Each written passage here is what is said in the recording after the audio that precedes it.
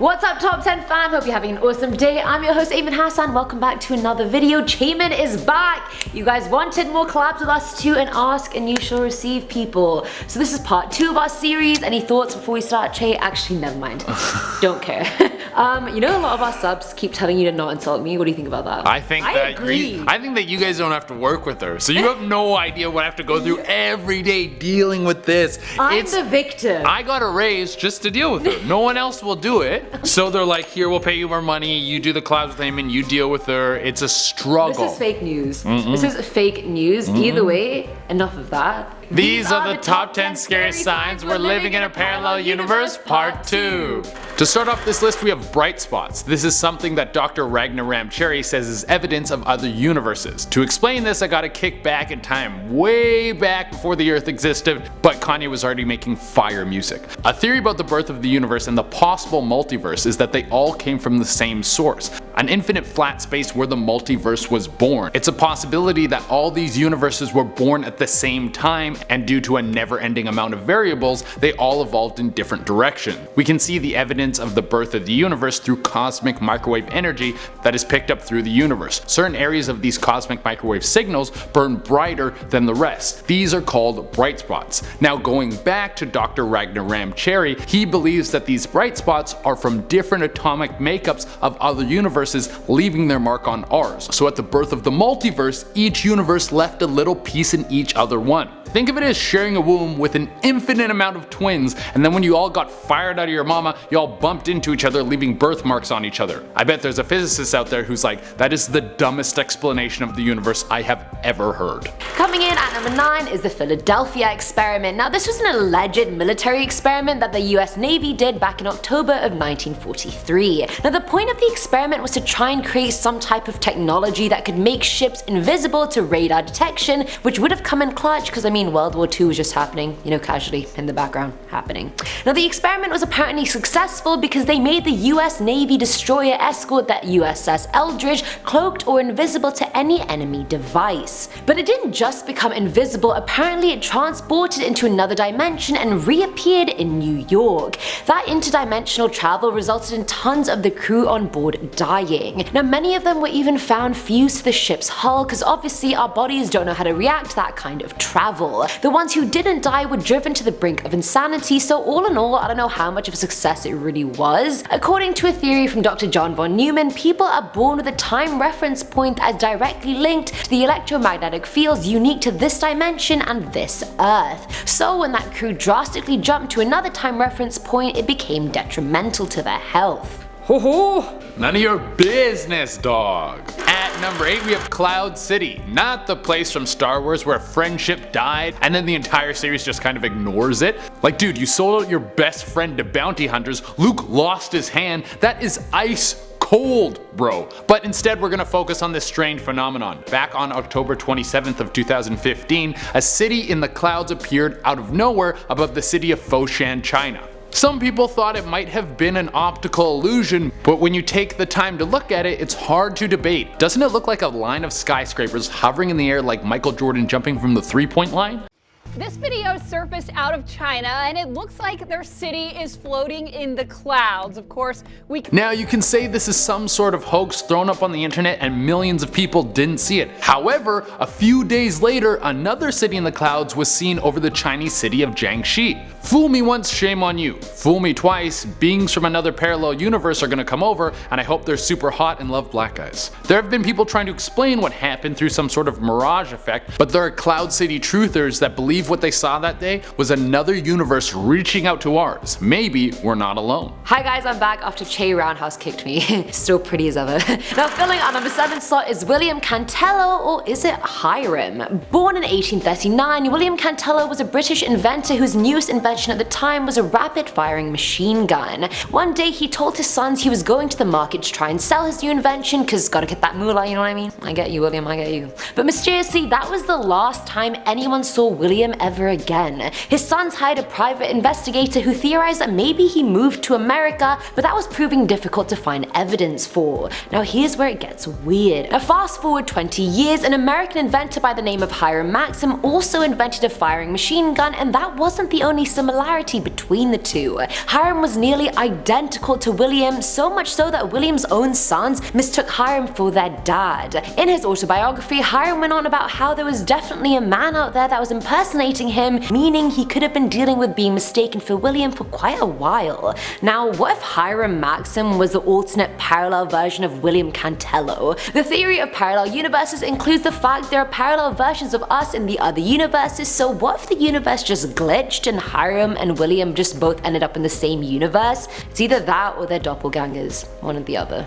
Hey guys, at number 6 we have black holes. I ordered a movie titled Black Holes once, surprisingly very little science in it. It seems the movie was more about the durability of the human spirit. But the real black holes, the ones formed from stars collapsing, not empty bank accounts, those ones are still a mystery to the scientific community. We are constantly gaining information on them, but exactly what they are and what happens when something passes through them is unknown. This is because anything that is sent into them is ripped apart by the intense gravity that they create. But the brilliant mind of Stephen Hawking thought otherwise. If something is destroyed in our universe, then there will always be a trace of it. Matter can't just be evaporated into nothing. And if you trace the path of something getting sucked into a black hole, it will eventually vanish. Dr. Hawking believes this is because the mass in question isn't destroyed but transported, possibly to another universe. So what we need to do is find someone brave enough to get shot out of a rocket into a black hole and then give us a call from the other side. It's that simple. Just make sure they're not with AT&T because they'll never get a signal. Now at number 5 is Gavin. Good old Gavin. We love a bit of Gavin. So this story was shared on Reddit by the user Theus_Eus, who said this happened when he was 16 years old. He was a bit of a self-proclaimed nerd and ended up befriending a dude named Gavin.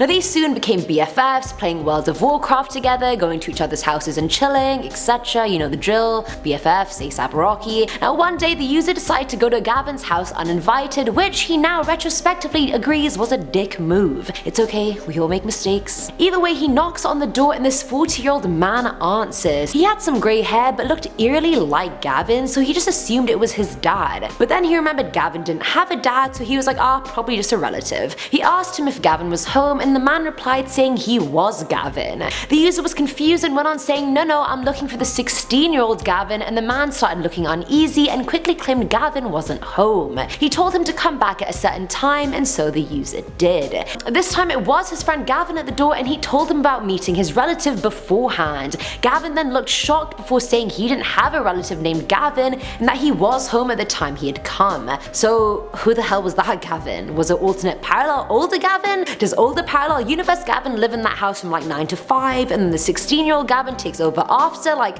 what is happening? The two boiled it down to a parallel universe glitch and that perhaps the user met the same Gavin from a different universe. At the number 4 spot we have the Hadron Collider. This is one of the most advanced machines known to man, and it was built to find particles that were previously speculated, like sparticles, also known as superparticles, or the Higgs boson particle found in 2012. This is a giant ring that fires particles at each other at an atomic level, causing them to smash into each other, answering the age-old question, what happens when an unstoppable force meets an immovable object? Well, it might unlock proof of other universes. It's long been speculated that through this machine we'll be able to find particles that are from another dimension. They will have the same properties as the particles from our dimension, but be slightly off, like in having more mass. If these experiments are successful in their findings, this would then be the greatest scientific achievement of our time and give us hard evidence that other universes exist. At number 3 we have shadow people. Now let's discuss some smart people and what they've said in the past. Now Einstein said there are 4 dimensions, 3 of space and 1 of time, with the property of being able to bend light. Insert Stephen Hawking here, who said light and matter only confined to the membrane of 1 dimension, which then would make interdimensional travel plausible and possible. Space-time can bend light, which means technically we may be able to see the shadows of people from other dimensions and they see ours. Mind mind blown.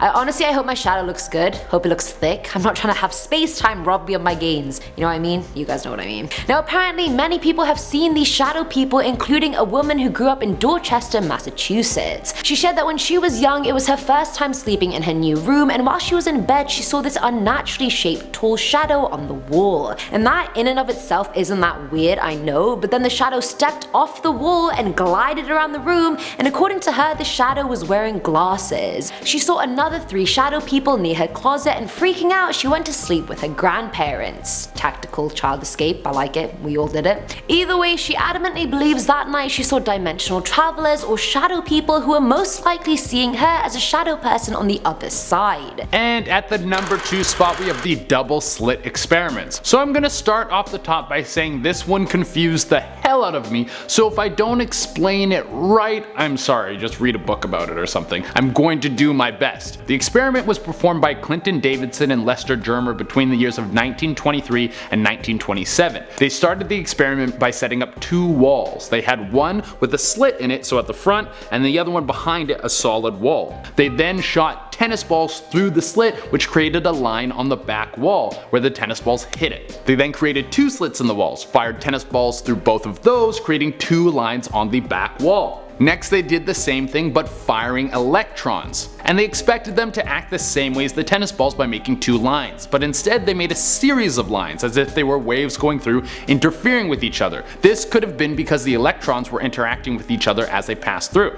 So they fired the electrons one by one so they couldn't interact with each other, but they still made a series of lines. When this experiment was performed with a camera set up to observe the electrons, they then started making 2 lines like the tennis balls did. I'm still confused about this, but from what I read, this could be happening because other universes are interfering with our own and we just don't have the technology to detect them. Another paper suggested that it could be us observing the electrons that is changing their pattern, as if we influence them with our minds. So the 2 options are other dimensions or psychic powers. Pretty cool. It's me, little old me, back for number 1, and number 1 is The Lost Woman. And I don't know how I've never heard this story before based on how many top 10s I've done, but better late than never, let's face it. Now Utsurobune is one of the oldest Japanese legends ever, and it deals with interdimensional entities and UFOs. In 1803, a hollow ship washed up on the shore of Hitachi province. It was made from metal and wood and had crystal windows, which was quite expensive back in the 19th century, so where the hell did they get that from? Either way, inside the ship, locals found a young, attractive woman. She had pale skin,